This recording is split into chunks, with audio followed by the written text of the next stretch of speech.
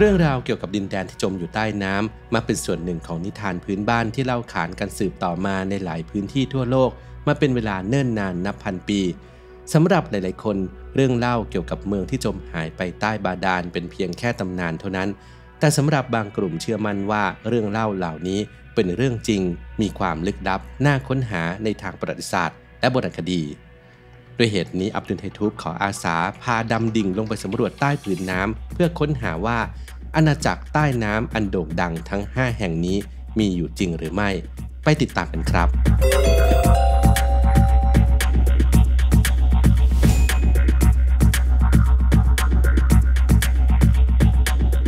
1. อาณาจักรแอตแลนติส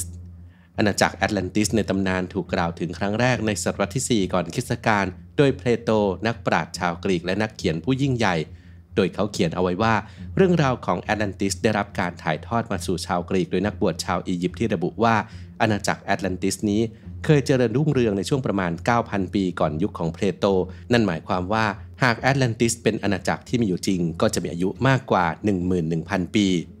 เพลโตบรรยายไว้ว่าชาวแอตแลนติสเป็นครึ่งเทพครึ่งมนุษย์มีความเจริญรุ่งเรืองและมีอารยธรรมแผ่นดินอุดมสมบูรณ์ไปด้วยแร่ธาตุพืชพันธุ์และสัตว์ชนิดต่างๆนอกจากนี้แผ่นดินแอตแลนติสยังเต็มไปด้วยพระราชวังท่าเรือและทางน้ำขนาดใหญ่ที่มนุษย์สร้างขึ้นรวมถึงกองทัพเรือที่แข็งแกร่งส่งผลให้ชาวแอตแลนติสขยายอาณาเขตเข้าไปในทะเลเมดิเตอร์เรเนียนได้แต่ในท้ายที่สุดกองทัพอันยิ่งใหญ่ก็ต้องพ่ายแพ้ให้กับธรรมชาติบ้านเมืองบนเกาะของชาวแอตแลนติสก็ถูกทำลายด้วยแผ่นดินไหวก่อนจะถูกทะเลกลืนหายไปตามคำบอกเล่าอาณาจักรแอตแลนติสมีขนาดใหญ่เท่ากับแอฟริกาเหนือและตั้งอยู่ทางตะวันตกของเสาเฮอร์คิวลิสซึ่งเป็นแหลมที่ยื่นออกไปในทะเลบริเวณทางเข้าสู่ช่องแคบยิบรอลตาหมายความว่าอาณาจักรนี้ตั้งอยู่ทางทิศตะวันตกของช่องแคบยิบรอลตาในมหาสมุทรแอตแลนติกเดิมทีนักวิชาการหลายคนมองว่าเรื่องราวของเพโตรเป็นเรื่องที่แต่งขึ้นแต่หลายศตวรรษต่อมาก็เปลี่ยนความคิดโดยเชื่อว่าอาณาจักรที่สาบสูญนี้อาจจะเป็นมากกว่าตำนานยกตัวอย่างเช่นในยุคกลางมีความเชื่ออย่างแรงกล้าว่าแอตแลนติสนั้นมีอยู่จริงต่อมาในศตวรรษที่ 19 และ 20 มีนักเขียนหลายคนสนับสนุนทฤษฎีนี้เช่นในปี 1875 อิกเนเชียส ดอนเนลลี่สมาชิกสภาผู้แทนราษฎรนักเขียนแนวประชานิยมกับเฮเลนา บราวาสกี้นักปรัชญาด้านเทววิทยาชาวรัสเซียอเมริกันและผู้ร่วมก่อตั้งสมาคมเทววิทยาได้ตั้งสมมติฐานว่าอารยธรรมโบราณเช่นชาวอีโบราณเริ่มก่อตั้งขึ้นโดยผู้รอดชีวิตจากแอตแลนติสแน่นอนว่านักวิชาการสมัยใหม่ไม่เห็นด้วยกับแนวคิดนี้และมองว่าเป็นแนวคิดที่หลอกลวงเกี่ยวกับประวัติศาสตร์นอกจากนี้ยังมีสถานที่ต่างๆเกือบ50แห่งทั่วโลกได้รับการกล่าวอ้างว่าเป็นที่ตั้งของอาณาจักรโบราณแอตแลนติสมาก่อนเช่นริโอแกรนด์ไรส์แผ่นดินที่จมอยู่ใต้มหาสมุทรแอตแลนติกตอนใต้บริเวณนอกชายฝั่งบราซิลถนนบิมินีที่มีชื่อเสียงในบาฮามัสหรือเกาะซานโตรินีกลางทะเลอีเจียนที่เผชิญกับภูเขาไฟระเบิดในศตวรรษที่ 16 ก่อนคริสตกาลส่งผลให้เมืองอะโครติรีของชาวมิโนอันที่เจริญแล้วต้องพังทลายลงแต่ทั้งหมดที่ถูกกล่าวถึงล้วนยังขาดหลักฐานที่น่าเชื่อถือมายืนยัน 2. อาณาจักรไลออนเนสตำนานที่เก่าแก่และมีชื่อเสียงที่สุดเรื่องหนึ่งเกี่ยวกับดินแดนที่หายสาบสูญไปใต้คลื่นทะเล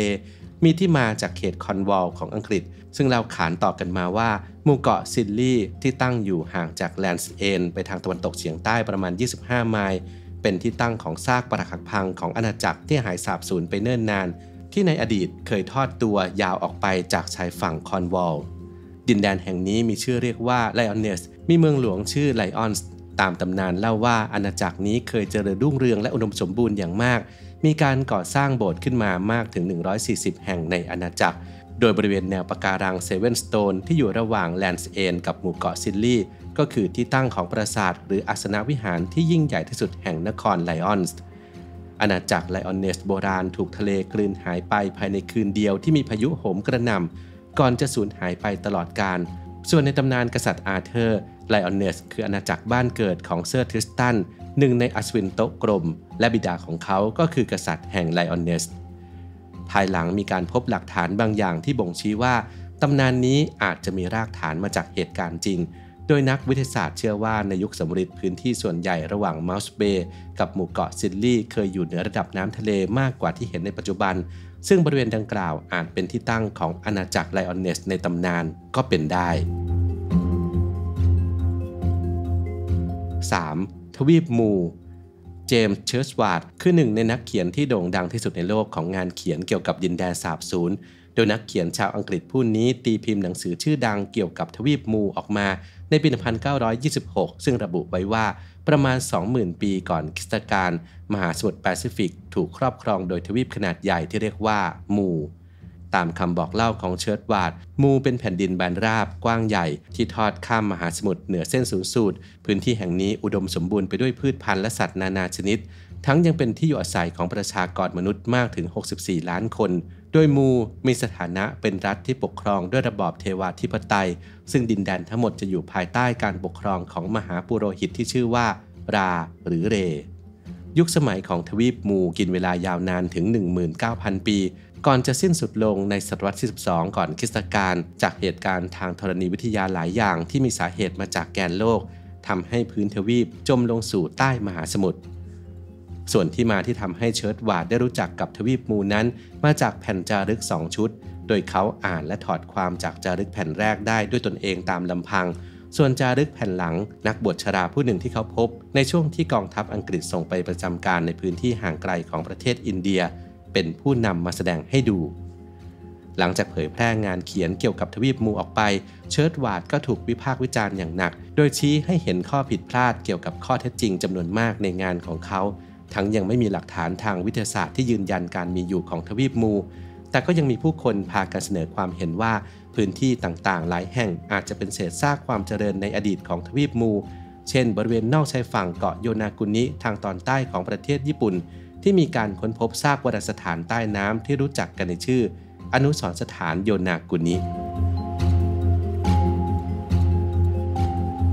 4. อาณาจักรอีสต์ทางตะวันตกเฉียงเหนือของประเทศฝรั่งเศสห่างจากเมืองแบรสไปทางใต้ประมาณ16กิโลเมตรจะพบกับอ่าวดูอาร์เนเน่ซึ่งเชื่อกันว่าใต้ผืนน้ำของอ่าวนี้มีซากปรักหักพังของเมืองที่เคยยิ่งใหญ่ในอดีตที่มีชื่อว่าอีสต์หลับไหลอยู่ตามตำนานโบราณเล่าขานกันมาว่าในช่วงศตวรรษที่5อีสต์เป็นอาณาจักรที่มั่งคั่งและแข็งแกร่งมากภายในเมืองมีตลาดการค้าที่คึกคักท่าเรือที่พลุกพล่านบ้านเรือนหลังใหญ่รวมถึงพระราชวังอันโออาที่ทำจากหินอ่อนไม้ซีดาและทองคำแต่เมื่อเวลาผ่านไปอาณาจักรอีสต์ก็ได้จมหายไปใต้น้ำซึ่งสาเหตุก็มีด้วยกันหลากหลายแตกต่างกันไปตามตำนานเช่นในตำนานหนึ่งกล่าวว่าอาณาจักรต้องคำสาปจากความผิดพลาดบางอย่างทำให้มีผู้พบเห็นดวงวิญญาณบริเวณอ่าวและหลังจากนั้นก็เกิดพายุใหญ่พัดโหมกระหน่ำเช้าวันรุ่งขึ้นอาณาจักรที่เคยยิ่งใหญ่ก็อันตรธานหายไปใต้ทะเลส่วนเรื่องราวอีกเวอร์ชั่นหนึ่งเล่าถึงเจ้าหญิงผู้เมามายไร้สติเป็นผู้เปิดประตูระบายน้ำของเมืองและทำให้ทั้งอาณาจักรจมอยู่ใต้น้ำไปตลอดกาล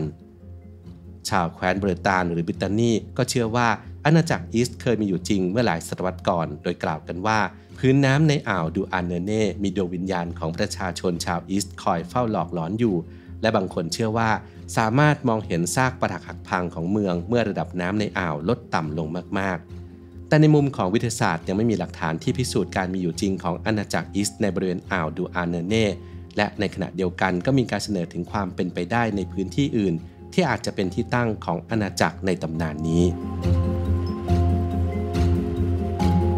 5. พระราชวังทีโนเฮลิกนอกชายฝั่งทางตอนเหนือของเวลส์ใกล้กับเมืองแลนดิสโนมีส่วนของหน้าผาหินที่ยื่นออกมาจากบริเวณชายฝั่งมีชื่อเรียกในภาษาอังกฤษว่าเกรทออมซึ่งเป็นสถานที่ที่เต็มไปด้วยเรื่องราวในประวัติศาสตร์ตำนานและความลึกลับมาหลายศตวรรษเชื่อกันว่าหินส่วนต่างๆในเกรทออมต่างก็มีเรื่องเล่าขานเป็นของตัวเองยกตัวอย่างเช่นตำนานของพระราชวังเฮลิกที่สร้างเป็นป้อมปราการขนาดใหญ่ไว้คอยปกป้องดินแดนที่รู้จักกันในชื่อทีโนเฮลิกซึ่งในศตวรรษที่ 6 พระราชวังแห่งนี้เป็นฐานที่มั่นของเจ้าชายเฮลิกอัพกราน็อกผู้ปกครองอาณาจักรที่ครอบครองดินแดนทั่วเวลส์ตอนเหนือมีเรื่องเล่าว่าเกวนดิตธิดาของเจ้าชายตกหลุมรักชายหนุ่มสามัญชนคนหนึ่งชื่อทาท่านวางกลอุบายด้วยวิธีการต่างๆทั้งก่ออาชญากรรมสังหารผู้คนและปล้นสะดมเพื่อให้ได้แต่งงานกับเกวนดิต ส่งผลให้ในงานแต่งงานของทั้งคู่วิญญาณเหยื่อผู้เคราะห์ร้ายของทาทันออกมาปรากฏตัวในงานและสาบานว่าจะแก้แค้นเขาหลายปีต่อมาคำสาปแช่งนั้นก็สำฤทธิ์ผลเมื่อค่ำคืนหนึ่งระหว่างจัดงานเลี้ยงอาหารค่ำของราชวงศ์